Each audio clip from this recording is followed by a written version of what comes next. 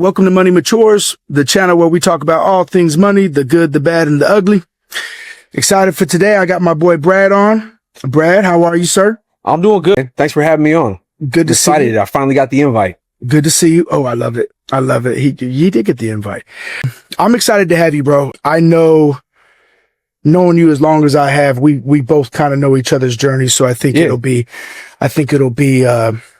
helpful to a lot of people, man. So I'm excited. We're going to talk about a few different topics. First thing I want to talk about, though, is I want to talk about word of the day, which is patience. Okay. And we're going to try to tie that back into a lot of different things as we're talking. But all right, let me just read the definition, a definition that I liked. Right. Okay. So patience is the capacity to endure delays, difficulties, or even suffering, which that was aggressive, without getting upset, angry, or restless, involving calm acceptance, tolerance, and perseverance. And it goes on. But that's to me, that's a pretty intense definition of patience, especially when we want to say the word suffering. Like, damn. Right? So what does patience mean? It's crazy. I know what you're about to say. Yeah, go ahead. So it's crazy that that's the definition. When we were talking about it earlier and I kind of gave you my spin on it and came into trusting the process, right? That you're able to kind of go and weather the storm, that you make a plan and you set a goal, make that plan, and you're going through it. You're going to have difficulties. Everything's not always going to go your way. If it was easy, everybody would be successful, right? True. And patience is trusting the process, that you made a plan, you made a goal, and you have to work towards it, and having the patience to weather the storm. Yeah, I like it. When I was reading that definition, I saw the word the suffering jumps out at you. Like, suffering, that's aggressive, right? But I mean, part of it is going through the ups and downs and just being able to withstand it, right? Yeah, being calloused. I think anybody who's ever made a plan about anything, I mean, has any plan ever been like you just, everything was perfect and you just had the best plan ever? No, plans are good. The foundation might be good, but you're going to run into some shit. Stuff's going to happen. And you do have to have the patience to run through that. And life is beautiful, but life is also suffering, man. We go through crap as human beings. Yeah. You know what I'm saying? So I think that that definition really jumped out. There was like a more basic definition of patience, but that one was like, I was like, that's it. Right. Yeah. Because that described my life. It was like, yeah, that's good, bad, and the ugly. Cause there's some pain. So we're going to get into a few topics and we're going to talk about patience along the way. Right. All right. First thing I want to talk about, something we were talking about earlier, is we were talking about the importance of knowing your number, right? Yeah. We talked about it from two different angles. We talked about knowing your number as far as like your budget, but then also knowing your retirement goals, right? Yeah. So why don't you tackle one or both of those? All right. So I'd seen previously on one of your other episodes that you talked about knowing your number. In some of my previous jobs, helping people with knowing what they need to protect, you need to know what your number is. So when you're talking about a budget, knowing how much money you have coming in, and then looking at how much money you have going out, and like actually making an expense report, right? Yep.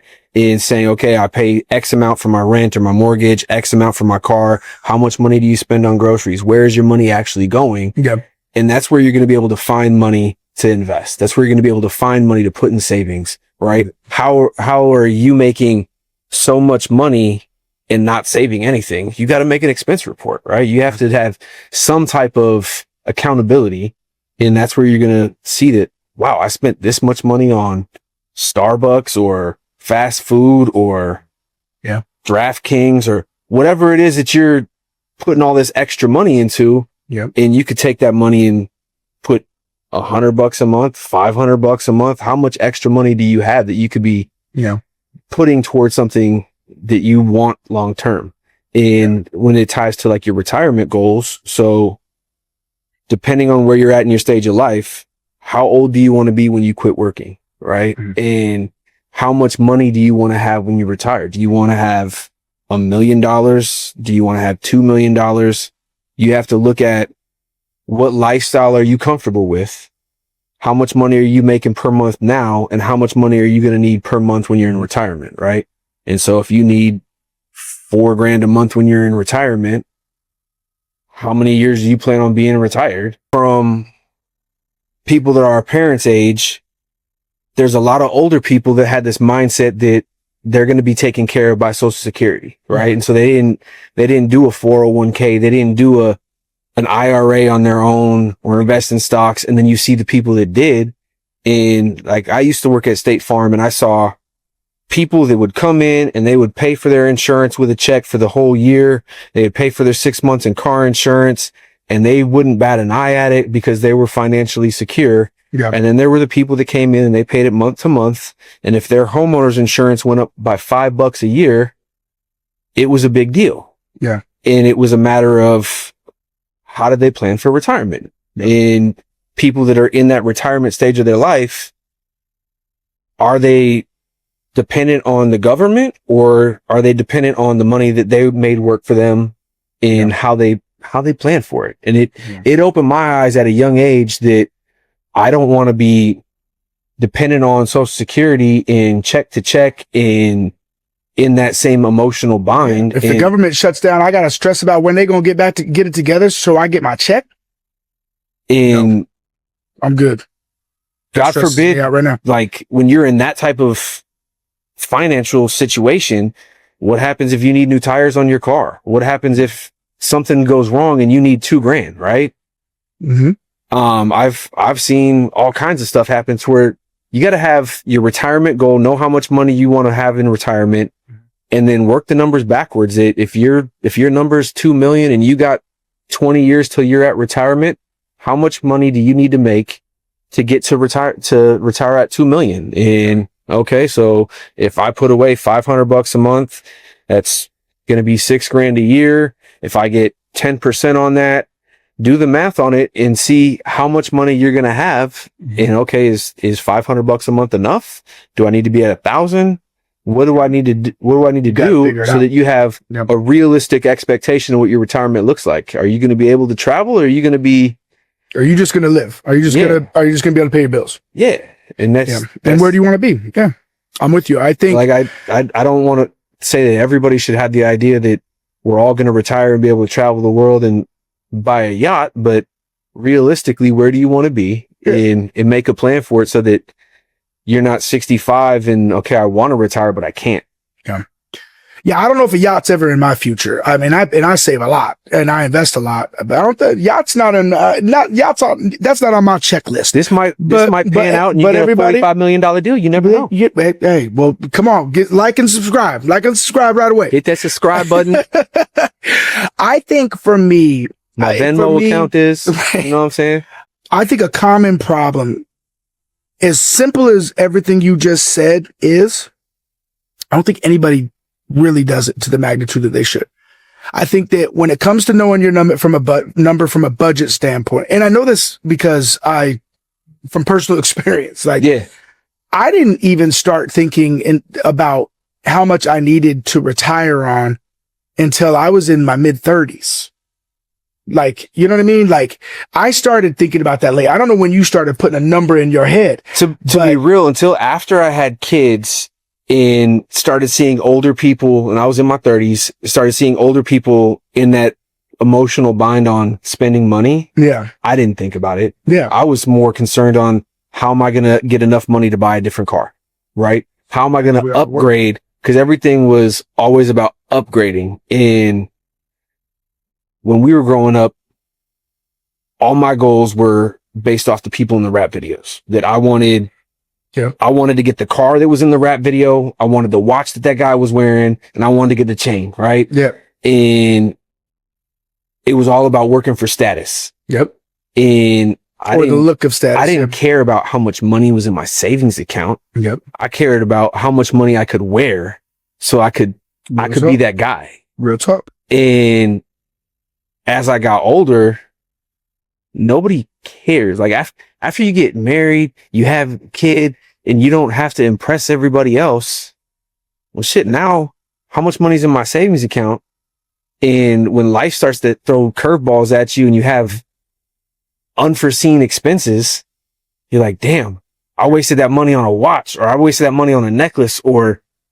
And then when you sell it, you ain't gonna get the value. I was in my early 20s and bought a fucking car that had a $750 car payment. Yeah. And then I was there. I saw it. You know what I'm saying? And then, and then life, the Great Recession was real, dog. The recession was really, really real. Facts.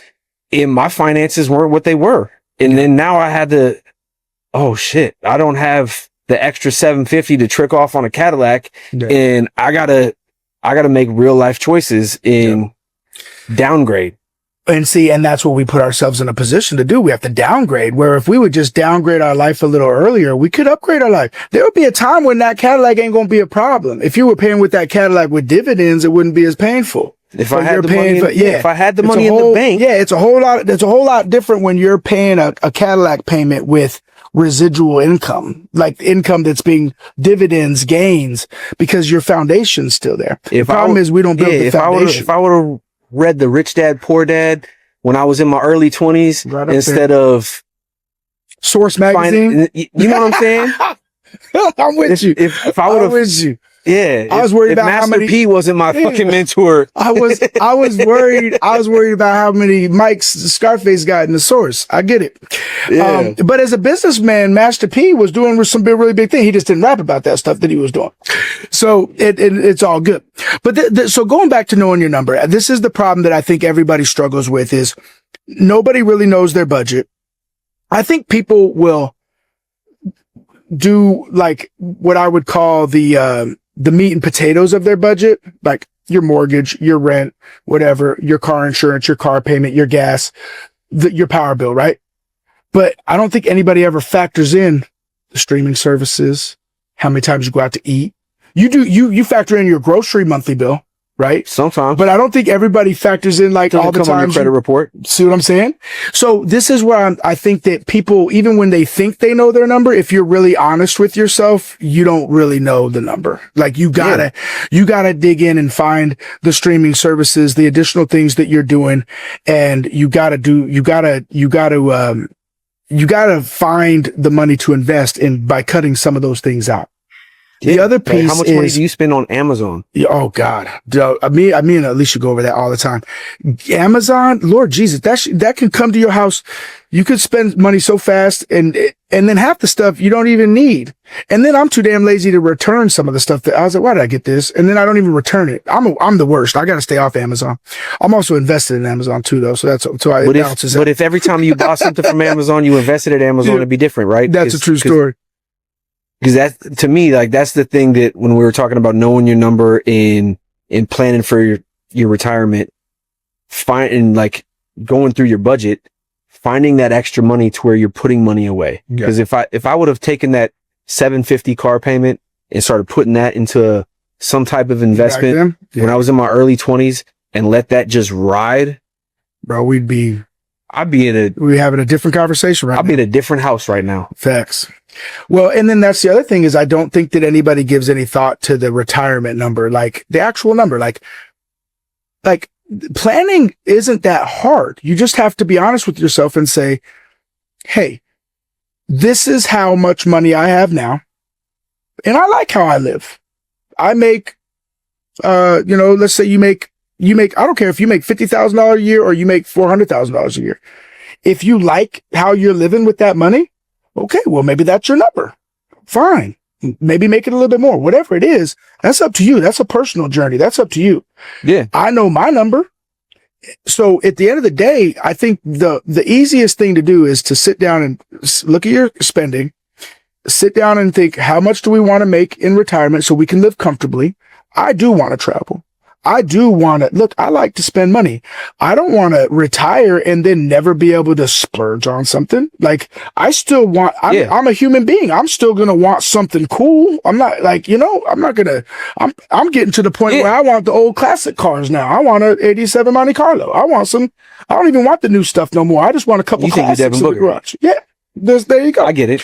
So my point being is I don't want to get into retirement and not be able to enjoy myself. Like what the hell would be the point of me working my whole life for that?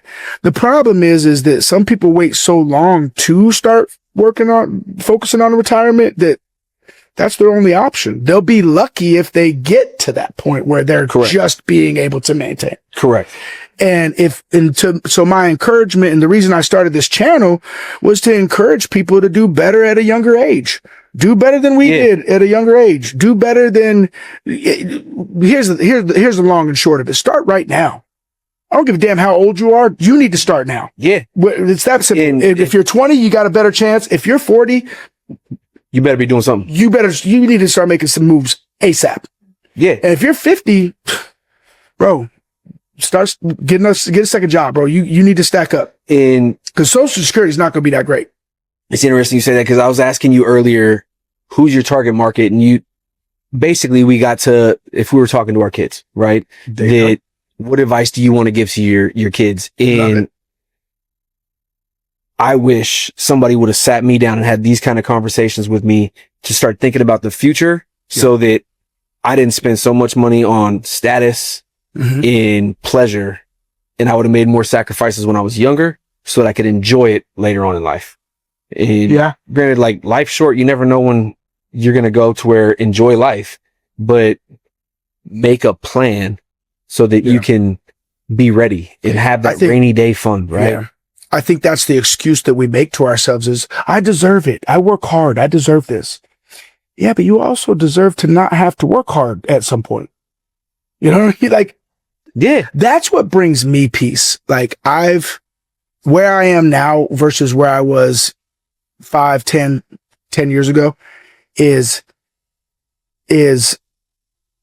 I'm at peace. Like, I don't drive a really expensive car. I have a 2016 Nissan Altima. Yeah. Well, we have 2 of them paid off. That's my brag. 2016, 2015 Nissan Altimas. I've noticed what your brag is that you're debt free. Yeah. Right. That's my brag. And I love that part. Like, we've had conversations about finances, and I don't know what your number is and how much money you make. Yeah. I know you do well, but your brag is that you don't have debt. Yeah. And I see, and I've been in debt. I see the confidence that you have in the amount of stress that you're not carrying with you anymore. And I know, like, my situation completely different, that I make money. I've had different things happen to where I have some debt, and my goal is to get rid of that debt again. Yeah. And got the plan, working on it, whatever. But it's not to try and keep up with the Joneses anymore. And it's not to try and impress somebody else. Yeah. The plan is to get myself and my family into being debt free, to being able to hit retirement and not have to work for somebody else and make somebody else rich, not have I love it. to work, I guess, for other people. And forever. I don't want to work forever. Yeah. Listen, unless you have a job you love, even if you have a job you love, I love my job. I'll be 100% real with you. I love my job. I love sales. I love what I do. Yeah. I am in no hurry to retire from my job. I like what I do. Yeah. What I save for is, I don't know. Here's the thing that's 100% certain. If you don't run the business, you don't own shit. So I work for a company. I think I work for a great company. I think I work for a company and everything should be good all the time forever. But I can't control that.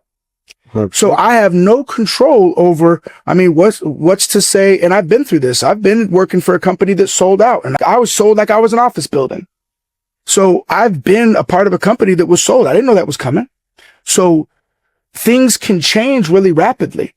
And what woke me up really, that really made me push the needle on investing and stacking, and stacking like an addiction, is when I worked for a company and they got sold, and I just went into a room one day and I thought everything was good. My sales numbers were through the roof. I was fucking pushing goals and I was the shit. Little did I know that because of all that work I did making them wealthy, they made themselves so much money they could sell the business. And I was part of the sale. And the company, and let me just finish that thought. The company they sold me to, bunch of fucking morons. At that time, I still had money saved, so I walked away. But if I hadn't had money saved, I would have been stuck. Why would I just swallow it?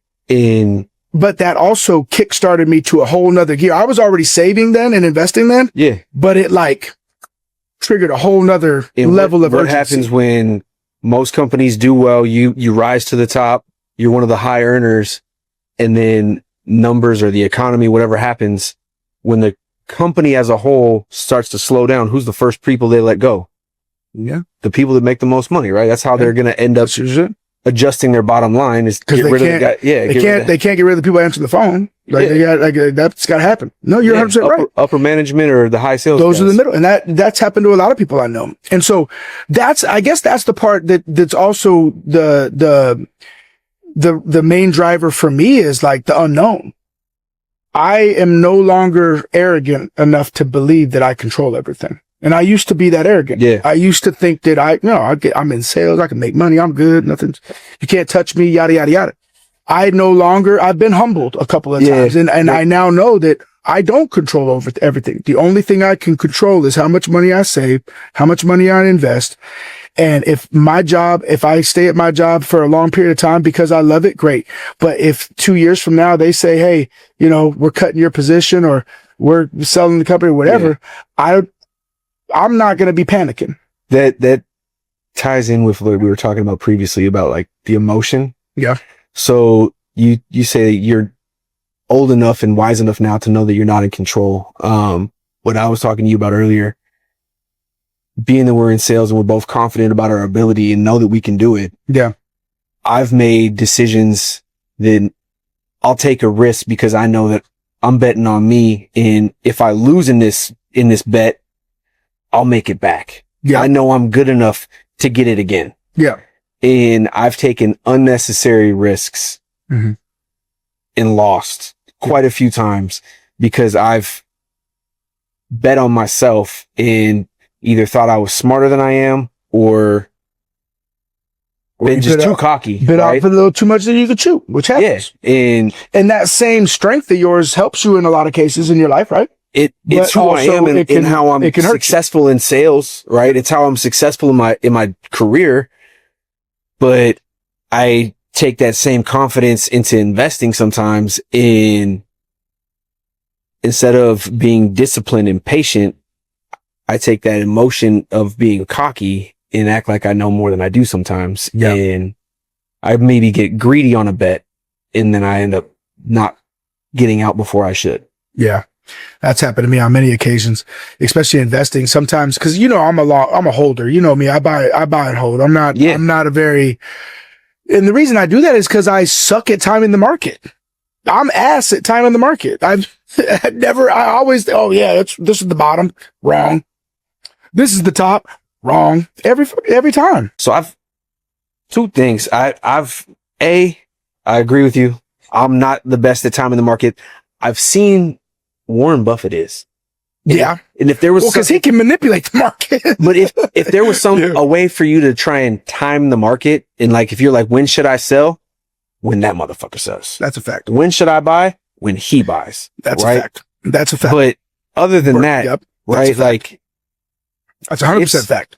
It's a gamble, right? And we've talked about timing the market and investments and stuff like that. And I've dipped into some stuff because, like I said, I'm a gambler and you do take more risks than me. Not like a casino gambler, not like a DraftKings gambler. Like I liked options for a while because I was looking for a shortcut, and I feel like as we were talking about patience, there is no real shortcut. You got to just slow and steady, right?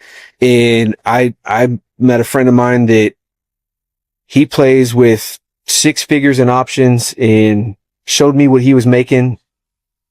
And I was like, well, I can do it at a smaller scale and I can do the same thing. And I started trying to follow him for a little bit. And I was like, bro, I made $5,000 in a week. Yeah. I'm going to quit my job and I'm just going to do this. Yeah. And he was like, you got lucky. Yep. And he was honest with you. He was dead ass honest with me. And I was like, I was offended, right? I was offended. I was like, Mitch, you don't know who I am, dog. Yeah, I'm Brad Fruit. You before the E. Yeah. I was like, what? Don't leave me hanging, my boy. I said, You don't know who I am, man. I didn't get lucky. I'm Oh, smart. I love And it. so I made 5Gs. Yeah, I made 5Gs the first week and then turned around and I lost it. And then I lost more and I lost more. Made some and I lost some. And what I realized was he's playing with more so he can afford it. He's got way more analytics and he was paying for software and that's his job. There's a difference when you're doing options. That's kind of got to be your job. That's got to be. I was doing it on the side. Yeah, like I'm doing my job, and then I had this little thing on the side, and I don't feel like that works with options. It was working a little bit, and then where I found my big problem was I wasn't patient. I was like, okay, I got to make X amount of dollars per day, and so I got to do this trade today. And he gave me the rules, right, and because of emotions, I was breaking the rules and then I was taking L's, and the L's sometimes were not sustainable. And I realized that this isn't for me right now. Like if you can get into it and you can study it and you can learn it and know what you're doing, so it is crazy money you can make in options. However, if you're not doing it right and you don't have all the analytics and you don't know what you're doing, you can lose some money fast. Yeah, you can move it really fast. I think options, I told you, expire every Friday. You know my story on options. I told you my options trading career was 37 seconds. All right. I shared this on another one of my Missy Elliott made a song about you. Yeah. You stupid. That's funny. That's funny. No, and to your point, emotions got me, overconfidence got me. Yeah. I literally, and I told this story on a previous podcast with my boy G, where I had a friend of mine who was like, hey, I'm doing this options. He knew I invested. He was like, yo, you should try these options. And I won't retell the story. I've shared it on a previous podcast, but I did two options trades. And all I did was just click where he told me to click. I didn't know what the hell I was doing. The dumbest thing you could do. I had some extra cash, so I wasn't being stupid. It's money I could burn, but just because you have the money to burn doesn't mean you should just set fire to it. Like you should put some type of thought behind it, right? And so I did this trade. Man, I made a substantial amount of money. I 10x'd my money. Okay. And then I was the coldest options dog. Yeah. I was the coldest options trader ever. They should write books about me. I'm that guy. I'm like, let's do another one. Man, it was I was ready. So I did another one. Addictive. Oh, it's addictive. That's why options trading, and I don't want to discourage people from doing options trading. It's not for me. I don't have the time, the tools, or the understanding. Like, I'm just going to be honest. I understand how I play the game I play. You should understand how the game you play. If you're going to do options trading, just know you need to educate yourself because it's not a game. But second trade, did another, thing, whatever. Yeah. Lost 50% of the money that I want. And I made a lot of money. 50% of it like that. And that's when I was like, no, I took my little, what I had left and I went home. I said, I'm not playing with you no more. I'm taking my ball and leaving. I'm done. At least you still had something to walk home with. Well, it could have been bad. I got out quick enough. But anyway, my point being is options trading is and options trading gets very emotional. And but trading gets emotional too. It's easy what I've learned with investing is, I'm a buyer and holder. I invest in index funds because you don't have to think about index funds. Yeah. There's nothing emotional. You don't got to research the market because other people are already doing that for you. It's done. You're buying 500 companies. You're buying 1,000 companies, whatever it is. For people that don't know about stocks and don't know about investing, in a real basic term, what's an index fund? Index fund is literally just, as opposed to you buying a stock in a company, whatever company you choose to say, you're buying a stock in 500 companies or 1,000 companies or 3,000 companies. So generally, like when we say like the S&P 500 index. Mm-hmm. So you're buying the top 500 companies in the nation. Yeah. So you're invested in everybody. And I read this book. So you're diversifying some of the risks so that if Microsoft goes down, but Pepsi goes up, or vice versa, an oil company goes up and energy or Tesla goes down, you're not losing on this one because you're offsetting the risk. Yeah, you're offsetting the risk. Now, there's pros and cons to that. You're not going to 10x your money in a year, but you're also not going to lose all your money in a year. Yeah. You know what I mean? The index, obviously crashes happen and stuff happen. The indexes can go down, of course, but if you just hang on, just leave them alone. You don't have to look at them, right? That's the patience part. That's the patience. Exactly. The patience part. So markets are going to go up and down. They're always going to go up and down. Yeah. You know?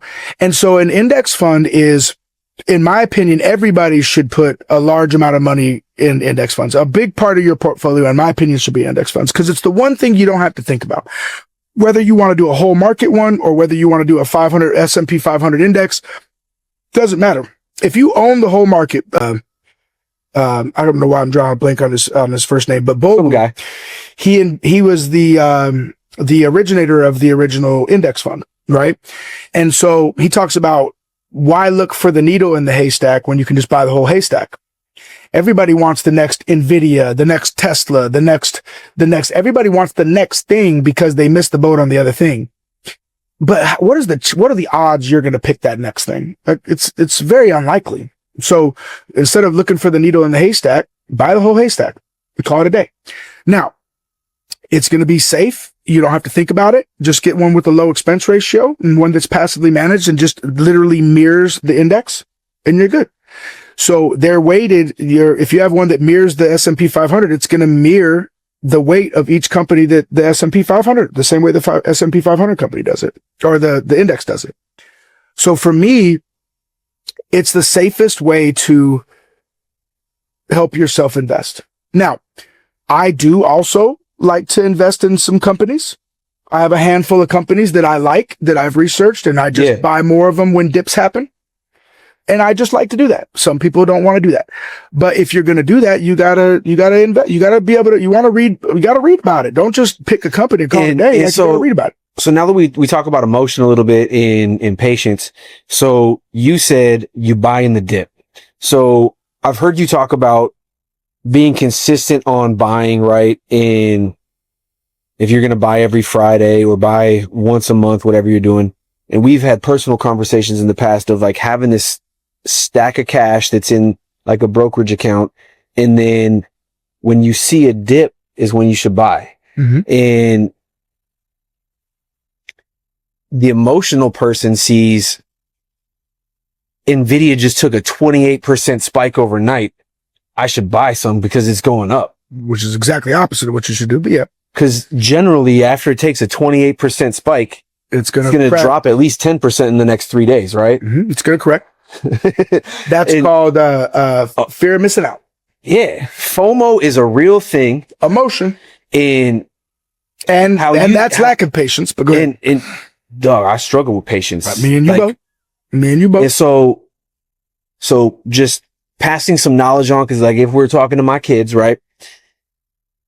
I've been a buyer and a seller, and I was in Nvidia, AMD, Taiwan Semiconductor when they were much, much cheaper, and I wanted to buy them and then sell them and then try and buy them again and sell them. If I would have just bought and hold, I would have been 10 times in my money. Yeah. And if I would have just had a little bit more patience and not want to try and have the next, you know what I'm trying to say? Yeah. Like I thought that I was smarter than I am, and I was trying to be a day trader, and that 5%, bro, just wait on it and let it ride out. Well, I've read a lot of books, right? Yeah. Once I realized that nobody was going to help me with investing, I knew I had to educate myself, and books was the best way for me to do that. So, but I have read a lot of books, a lot of them. That being said, a consistent thing that they talk about is investing will make you feel like you're the smartest man on the planet one day, and then the next day humble you real freaking fast. Yeah. So I think that's where, again, emotion and patience comes into play, because when you're investing real money, it gets emotional real quick. So you have to have the discipline to cut that off. I have panic sold on many occasions. But over the years, what I've learned, if I look back on all those times that I panic sold, I regretted almost all of them because I was invested in good companies. I wasn't invested in rinky-dink companies. I was invested in good companies. I panic sold. Yes. And I regret almost all of them because I ended up buying more of them later at a higher price. Yeah. So what I learned was corrections are going to happen all the time. And I think that you graduate in investing at a certain point and you get to, I'm not saying I'm at the pinnacle or anything like that, but I think you do get to an emotional graduation where when the market dips, you're excited versus disgruntled. Because to your point, people do the exact, investing is not natural. It's not natural to our instincts. It's completely, investing, you have to completely do opposite of your natural human instinct. You gotta do the opposite of what your emotions are telling you because like stocks are going up, so you want to buy it and get in. You need to pause, let that shit come back down, and then, but people don't want to do that. And I've done it too. I've done it. And when it's going down, you want to get out because the water's hot, right? And that's when you should chill. And that's when you should be buying more. And this is why we talked about the emergency fund, right? We talked about, you know, one of the topics we want to talk about is how life happens, right? Yeah. Markets go up and down. We lose jobs. We have deaths in the family. We have emergencies. We have medical bills. We have all kinds of stuff that can hit us. Yeah. Right? All kinds of things that can hit us. Life happens and investing happens. And if we don't have like an emergency fund to where when life happens, we can use that, then if our stocks are our emergency fund and they start dropping, you're going to sell. You're going to freak out because that's your money. Yeah. But if you've got 6 months of emergency funds saved out, I think you're a lot less likely to fall victim to that emotional situation because you're like, oh, I'm good. I got this money sitting in a high yield interest account with a debit card on it. I'm getting 3% on it, 4% on it, whatever. Yeah. Which isn't as much as you can get in the market, but also you should have money that's liquid that you can get a hold of real quick, right? If you have to sell a stock, you got to wait a few days for that to clear. Then you got to wait a few days for it to transfer to your bank account. Whereas if you have an emergency fund, you can handle that a lot better. But I think that's why that's why anybody who talks about money, I think tells you it's important to have an emergency fund. 3 months, 6 months, 12 months, whatever your comfortability is, doesn't matter, but have it and then invest the rest. And at the end of the day, the emotion of wanting to buy when it's high and wanting to sell when it's low is you have to get control of that. And the longer you do it, in my experience, the longer I did it, the easier the corrections came to me. Yeah. So when they came, I was like, yes, like my friends call me all the time, like the market's going down. I said, yeah, you buy something.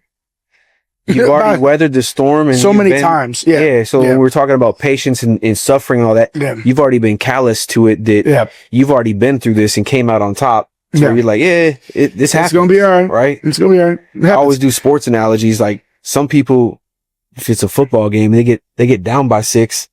They're panicking because they ain't never lost before and haven't came from behind, right? Yeah. And other people, they're like, yeah, we're a fourth quarter team. We've been here before. Don't worry. We know what to do. Yeah. The clock's going to run out. We just need to be on top when it does. Yeah. Well, I think, and that's what it takes. And I think that's what a lot of people are scared of. And if you're going to invest, I mean, jump in it, start doing it, start building slowly and steady. But in my opinion, you know, not investing is crazy. Not doing something to generate money for yourself in some capacity, whether that's if you're a real estate person or retirement and whatnot, right? Is how long do you want to work for? And do you want to save this money and have the money work for you? Mm-hmm. Or do you want to just put the money in a bank account and have to do something so that money will grow? Yeah. Right. Yeah. And I used to listen to this guy that talked about like the loss of opportunity cost and what that money can do for you, right? So if you put the money in there and it's not doing anything versus even a savings account where it's growing or putting it in the stock market where you should get at least 10%. If you're in an index share, why not? Yeah. I mean, now, and to be clear, it goes like this. That's why I put the logo like that. Yeah. There are some years that the S&P 500 is down. Yeah. But the average, that's where 10%. patience come into play. When it's down, leave it alone. Yeah. It's going to bounce back. And so we're talking about that. And something that I want to talk about was and you've kind of mentioned a little bit, but what do you do when life does happen, right? Cause like the overall market, not just stock market can change, right? Mm-hmm. We've seen people during COVID that lost their jobs and weren't able to do anything. Mm-hmm. And people that had a essential business that prices went sky high, and people that were doing labor jobs were getting the most money they've ever made before in their life. Right. Yeah. And I know like where I was at, I was making more money than I'd ever made in my life. I remember. It was awesome. Right. And so then I remember you calling me like, but I don't even feel comfortable saying this. Yeah. I was like, I get it. Like, yeah, lock it up. same. Right. Lock it And as stuff changes, right, you gotta have that emergency fund. But what do you do when, like in my instance, I made really good money. So then I adjusted some of the things that I was buying, and my monthly number changed. Right. And then I went to making half of what I made the year before. And then it was half of that again. Right. So now my income went down significantly. And so as a family, we had to look at our budget. Right. And I had to make some changes. Yeah. I had to get rid of the car that I had. I had to look at what we were spending on health insurance and like, how do we make this work? Yeah. And you have all kinds of things that are going to happen in your life, and you can't be emotional and take it personal. It is what it is. What are you going to do? Like I talk to my kids about it, like as a dad, I got to be the man, right? Mm-hmm. And make some decisions in how am I going to lead my family, and how am I going to provide for my family? So I had to go get a different job, right? I had to downsize the car that I'm driving so that everybody else is still okay. And we're lowering our monthly output so that we can get back to saving. And like the other thing that I was talking about was protecting the dream, right? So like, what if I'm not able to make that money, right? What if something were to happen to me, right? Or what if something were to happen to you? Who would bring in the money every month for your family? Yeah. Or if you're not, God forbid you're not here, what are they going to do? So something that I've had to put in place for my family is like, okay, I've got 4 kids.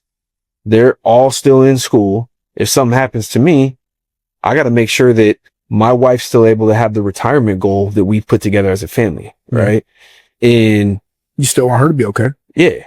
Yeah. I don't want her to go 2 months and like, okay, she's got to find somebody else to replace me. Yeah. That would be the biggest slap in the face to my legacy. Right. Yeah. So I got to protect the legacy and put insurance in place so that if something, God forbid, does happen to me, my kids are going to be all right. My wife's going to be all right. Mm-hmm.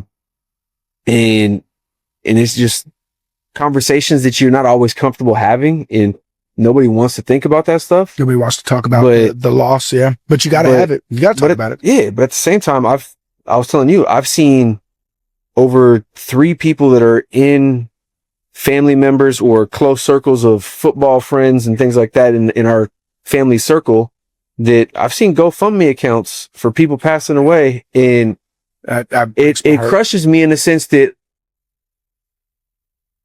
I'm somebody who's licensed to sell insurance, right? Mm-hmm. And did I not do my job to have a conversation with somebody, or somebody else didn't do their job right? And people should be protected. And as a leader of my household, I want to make sure that my family doesn't have to go through that. And if something happens to me, they're not doing a GoFundMe, or something happens to one of my kids, we're not doing a GoFundMe, because that's, I think you're going through too much to try to have to do that.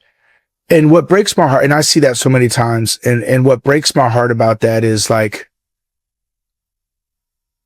and this is why I wish people would really just think about it more, because it's hard to think about making decisions that you're kind of like speaking into existence. That's something that's going to happen to you. I think that's how people get scared of it. I think that you've got to, because if something happened to you, of all the things that your family should or could go through if something happens to you, because that's trauma, that's more trauma than they need. I would at least want them to be able to grieve comfortably.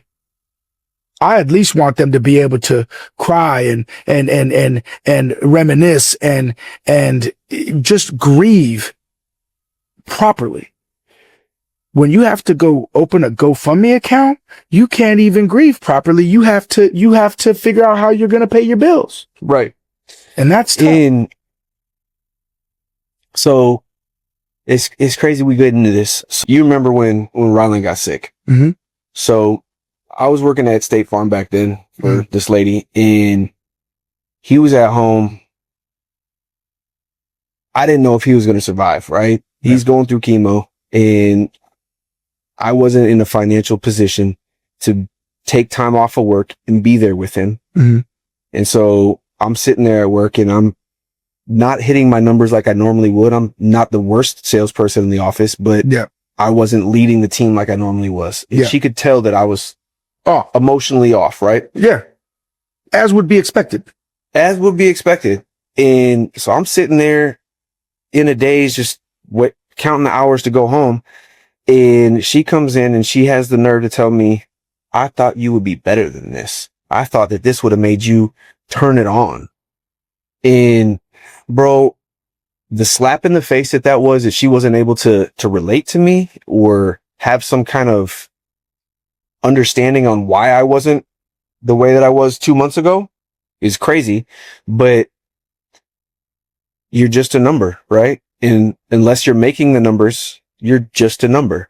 And that's where, God forbid something was to happen to me, I know that my kids are going to be grieving. My wife's going to be grieving. They're not going to be in a position to go and try and work and make that money, right? So like, when we talk about protecting the dream, you got to be able to put something in place so that if the unforeseen happens, it's not just your AC goes out or your tires need to be replaced, that if something really bad happens, you're in a position to be able to actually grieve, and you don't have to dip into your investments. You got your rainy day fund as well as some type of protection if somebody in your family goes through something, right? Yeah. So like we got life insurance, there's disability insurance, because like what if you're not able to go to work but you're still here and you're in the hospital, things like that. Like you gotta have uncomfortable conversations, and when we're making the plan for the long term,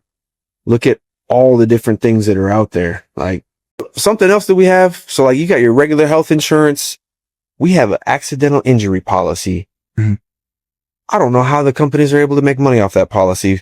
My family uses it every single year, pays out like $2,500 every time that somebody gets hurt and goes to the hospital. Mm-hmm. Somebody breaks something or tears something in my house every year, right? We got 4 boys that play sports. Yep. Yeah. I get it. Somebody gets injured, mm-hmm. and they pay out $2,500 every year. Yeah. So I don't know how they make money, but that's just protecting what you're doing, right? And making sure that you don't have these unforeseen expenses. Well, listen, man, I was with you when everything happened with Rylan, bro. And you never told me that story. I'm not surprised by that story, because that's just, where salespeople were just expected to just work. Yeah. And the fact that this person used your son's illness as a way to try to motivate you. Yeah. And which is the stupidest way you could ever motivate that. She shouldn't even be in leadership, but that hurts me, bro. That shit fucking sucks. I can't even believe that, but I'm not surprised by it, because I worked for a company when, I worked for a mortgage company. Okay. I remember that. Right after I left, when we used to work together, I left to, the one out in Scottsdale. I know what you're talking about. When Caden was born, when he was born, I called in, I let him know my son was born. I was excited, because like my company, I was like, hey, my son's born. I'm freaking excited. Just letting you know. First thing out of their mouth is, are you coming in today? Not, am I coming in today, tomorrow, not next week. Are you coming in today? And I was so let down. And as you get older, you're not as let down to it anymore because you just understand it is what it is. But I just was like, are you kidding me? No, I'm not coming in today. And they were mad at me. They were upset with me. Oh, you're going to be here tomorrow? No, I'm not even coming in tomorrow. I'll be there in a few days, but I'm not, like, they were upset. And the fact is, and it goes back to what we were talking about, and to wrap up this whole conversation is, one, we have to take control back. What motivates me to save and invest as much as I do is so nobody can do that shit to me. Yes. So nobody can ever do that shit to me. I swear not that specific thing, but all the things that these companies can do to us. Yeah. That's why. You have to be able to protect you and your family and know that nobody cares about you the way that you do, right? Nobody. They say, like, go into business for yourself because no one's going to pay you like you are, right? Mm-hmm. And no company, like, you can work for one of these great places to work for. Mm-hmm. When it's all said and done, that company wants to make money. And as soon as you're a hindrance to that, you're a problem. Yeah, some top executive is looking at the bottom line. Mm-hmm. When the numbers aren't where they're supposed to be, people got to go. Yep. Right. And they don't really care about you that much. I will say this, the company that I work for now, and I don't know if it's the company necessarily, but the person, I when my mother passed away, there was two, my leader and the man who hired me. His name's Bob. He's one of my favorite people on the planet, but they were the complete opposite. They were like, yo, no questions asked. Go handle your shit. Let me know when you're ready.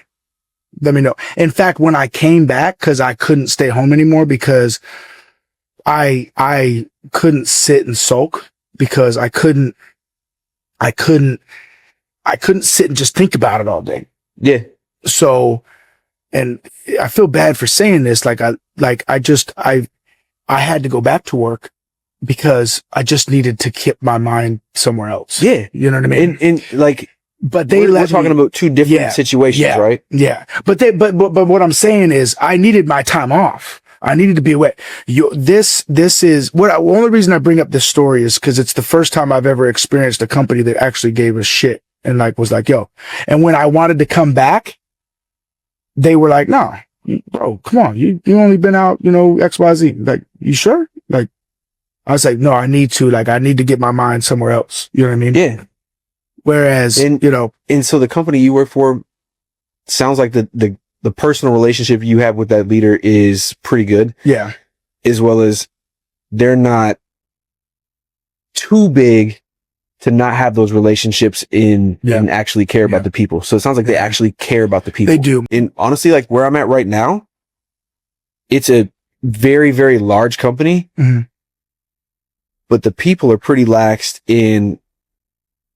I'm a pretty big fan of the guys that I work for that I've seen in the short amount of time that I've been there that if anything's going on with me, they call and they check in. They're making sure that I'm okay, that my family's okay. Yeah. And I don't feel like just a number, and they do trust me. It's not what it was when I was at that other lady, but I guess, but it could happen to you anywhere. Yeah. But I've also seen in numerous career positions or place that I was working at that anytime that numbers are down or the company gets sold, things like that, there's going to be a shift. They're going to shake out people. The executives got to change, and 100%. We're going to tighten up to be as profitable as possible. At the end of the day, even the kindest of things is going to have a limit. Yeah. And so, no, and I think a lot of times it's less the company and more the person. Like, for me, I don't think it was the company necessarily. It was just the leaders that I had had my back. Right. Yeah. But I've also experienced situations where I went through crazy stuff and I was expected to be back at the work the next day. motivated more because I went through trauma. Like, how the hell should I know? We're human beings. We have to process stuff. Like, Yeah. I mean, imagine being like, hey, you know, my son's going through XYZ. I don't know how much you want to share. But my son's going through XYZ. Let me go get more money. The fuck? Like, yeah, okay, yeah, you need more money, but like, how could that be your first thought? Like, you got other thing going on. So that breaks my heart that you went through that, man. But I think a lot of people have gone through that, which is why I talk about how, you know, somebody needing a GoFundMe breaks my heart, because it's like, to your point, you said it before, where the GoFundMe is going to pay for the funeral. It's going to get you by for a little bit, but it's not a problem solver. And the problem is all those people who have contributed to your GoFundMe, yes, they did you a favor, right? But they're going to forget about you. That's it. They're going to forget that happened. It doesn't pay for you to sit there and grieve. It definitely doesn't. It definitely doesn't. Like, if something were to happen to me, and I didn't have the life insurance that I have in place, they could do a GoFundMe, and it's probably going to be enough to pay for a funeral and maybe give her 30 days. Yeah. But how's she going to replace my income for the next 5 years? That's a fact. She's going to have to go to work, and is she going to make as much money as me? Right? Like, this is why I think, like, especially when we talk about life insurance, especially for me, term life insurance, when you're young, term is essential. I mean, you can get it so cheap, and you can have a nice nest egg for your family. You know, you have a stay-at-home wife or a stay-at-home husband, and there's one person that's the main bread earner, whether that's the wife or the husband. I think it's essential that you have some type of insurance. If you haven't built your wealth to a level where you can leave them something in a 401k or in a brokerage account or in a say, you know, whatever, then it's essential. You got to have something, because you just don't know what's going to happen, man. The beauty of it is, like, it's an insurance payment, right? So it's tax free. And like, you're reading all these books and we're getting good at investing. The other thing that we need to get good at is understanding taxes, right?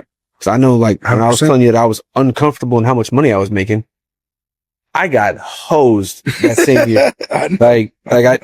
That's taxes is a real thing. Yeah, it really, really drained my bank account when I had to file my taxes at the end of the year. Yeah. And if something happens to you and you get an insurance payment, you don't pay taxes on that money, right? Yep. But that's why I'm a big proponent of Roth IRAs. That's tax free as well. And you can leave that to your family tax free. I think anything you can leave to your family tax free, you should take advantage of, for sure. Yeah.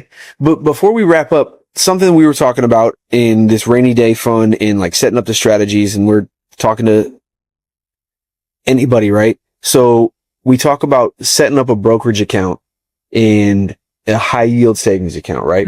So if I'm trying to start saving up and get that rainy day fund where I've got 6 months of expenses, I've heard you recommend a brokerage account numerous times. How do I go about, let's say I pick one of the big companies that offer brokerages accounts. We're not going to give somebody a name of one of those places, but I don't care. Good. Vanguard, Fidelity, whatever, they should pay you. Yeah. But if you go with one of those companies, right, and we get a brokerage account, how soon do I have access to that money? Like, let's say I build it up that I've got a couple $1,000s in there, and then now I need $1,000 to buy new tires. How do I go about getting that money out? Well, if you're just opening it and putting in like a high interest, just basically settlement account, essentially, right, where it's just setting until you invest it. Like Fidelity, you can get a debit card and you can use it. You could have access to it immediately. So it's just like if I went to like one of my credit unions or local banks that give me a savings account or a checking account and I get a debit card, it would be the same exact thing, right? Same thing. You can even direct deposit your money in there if you want to. So I could set it up that I get my paycheck that goes to my bank, and then $100 or $500 goes from my bank account when I get my paycheck to that brokerage account. And that settlement account sits there, and it's in a high yield savings account. Yeah, you can get like 3%, 4%, 5%. I think Fidelity's like 2.75, and it changes, but I think Fidelity's last time I checked was like 2.75. I think Vanguard has one that's like 4.25. Like, just anything that, as in my opinion, as long as you're making enough to at least keep pace with inflation, I mean, at least you're good there. But yeah, you I can guess, get access to it really quick. And if they don't have a debit card, you can literally get it transferred back to your bank account within 48 hours. okay. The hard part about transferring money is if you have to sell a stock and then you have to wait for it to settle, then you have to transfer it. Yeah. That's where where the process gets really slow. Yeah. So That's why the rainy day fund is so important. that's where I wanted to break it down real quick. And I know we went through a lot of topics, but We're good. like big picture, we want to try and eliminate debt. We want to make that rainy day fund, right? And so we do that in like the brokerage account. Mhm. And it's basically a savings account that It's you're just a savings gonna use this money to buy stocks once you've built this up, Yeah. right? So let's Yep. say your 6 months is $6,000 because you're young and you only spend $1,000 a month. We're gonna make numbers really easy. Once you get to $6,000 and you start getting more than that, now you can put the extra money into investments, right? And you start buying your index funds or whatever you want to get risky with. Yeah. And then something happens, you got your 6 months that you can take from there. So for me, it's pretty simple. Like when it comes to rainy day funds, the reason we want that is because we want to have quick access to it.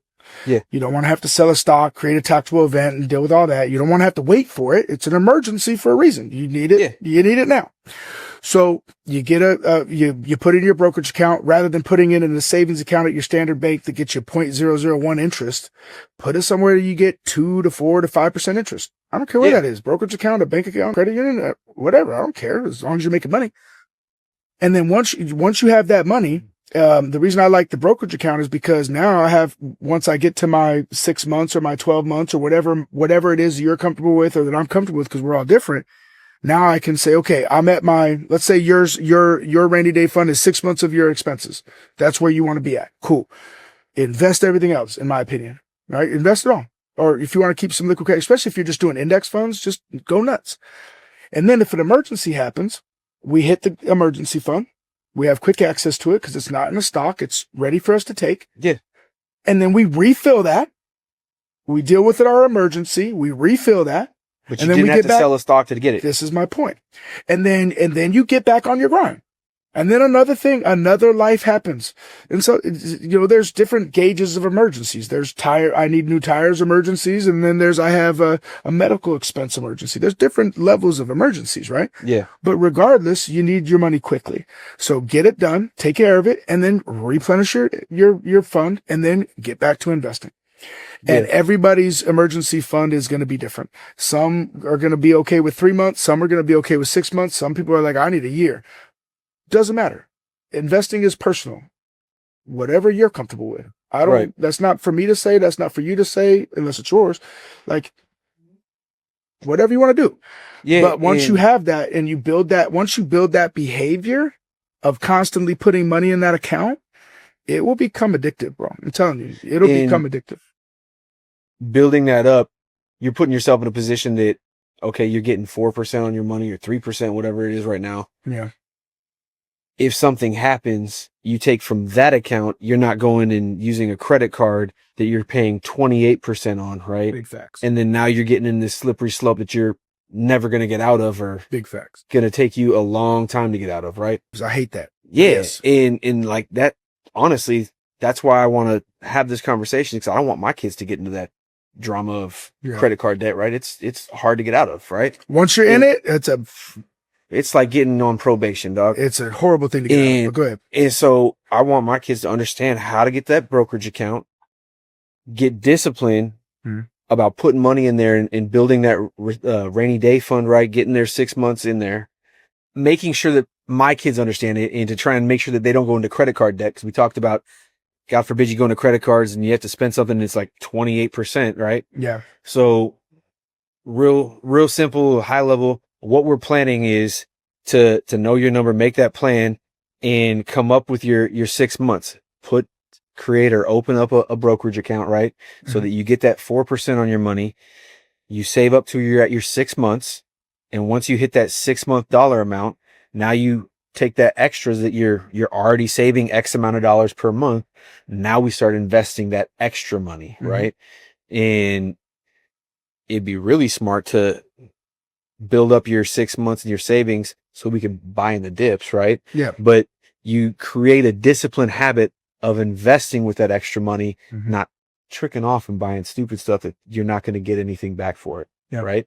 But Yeah. like ultimately what I want my kids to get out of this is to get that 6 months, get that investment strategy and that discipline, The behaviors. right? Yeah. So that when life happens and things happen and they have an unforeseen expense, they don't have to rely on a credit card and fall into credit card debt. Cause that's like the big fear is getting into that cycle. Cause once you get in there, trying to get out It's like quicksand. Yeah, man. I think you could use your emergency fund too. Like if you got a really big dip, as long as you're prepared for it, I don't think it's a bad idea to use 3 months of that real quick just to take advantage of a dip, as long as you have the mentality to replenish it back where it Being was. disciplined, You know? yeah. You gotta, and I think everything with any of this, I think when it comes to investing, saving, spending habits, investing habits, saving habits, all of those things, it all boils down to discipline. It boils down to patience, and it boils down to behaviors, just developing behaviors. And for us as fathers and us as, people who wished we would have learned better sooner, that's our responsibility to our kids, is to, teach them how to hopefully never get into debt. Yeah. If they do, learn how to process and get out of it. Have the patience to never get into debt. Have the patience to have the right spending habits. But that's our responsibility, is to teach our kids to do better. And I think that we are doing a good job of it. And part of that learning experience is sharing with our kids the shit we did. I mean, sometimes it's better to learn the hard way from somebody else than learn it yourself. So I'm very open with Caden, with all the struggles I've had with debt and overspending and all the things that I've gone through. So he knows, like, hey, look, you can either learn from your dad's mistakes or you can learn yourself if you have to learn the hard way, but you don't need to. Yeah. Like, let me tell you why doing this is a bad idea. And hopefully you'll learn. And I think Caden's smart enough to know, he knows, like, he gets it. He's like, I'll hear him say stuff sometimes that crack me up. He'll watch somebody around, a friend, a family member, or whatever, spending money, and he'll say something to me like, "That's weird that they would spend their money on that, but they won't spend it on this." And he gets it. Like he's tracking. Yeah. And so, and I tell him, "Hey, look, we're humans. We make mistakes, and we're wired to spend money. It's just a thing we hunt for." And so, the whole point of this channel, man, is to help. More important than anybody out there is, I hope my son or our kids can watch this and learn something from it. Yeah. And on top of that, anybody out there who's going through things, I hope that they learn from it as well. And I enjoy talking about it because I've been through really shitty things and things that I created and I did to myself. There's nobody to blame but me, myself, and I. But I learned from it and I'm better because of it. And so I hope people out there will learn from it as well. But that's it, man. Brad, I really appreciate you coming on, man. It's always fun kicking it with you and chopping it up. Yeah, and man. So, thanks for bringing me out here, and I enjoyed it, man. Thank you. Yeah, I appreciate it, man. Well, for everybody out there, I appreciate you joining us. Please like, comment, subscribe, share, all of those things. But if you do nothing else, stop playing and start stacking.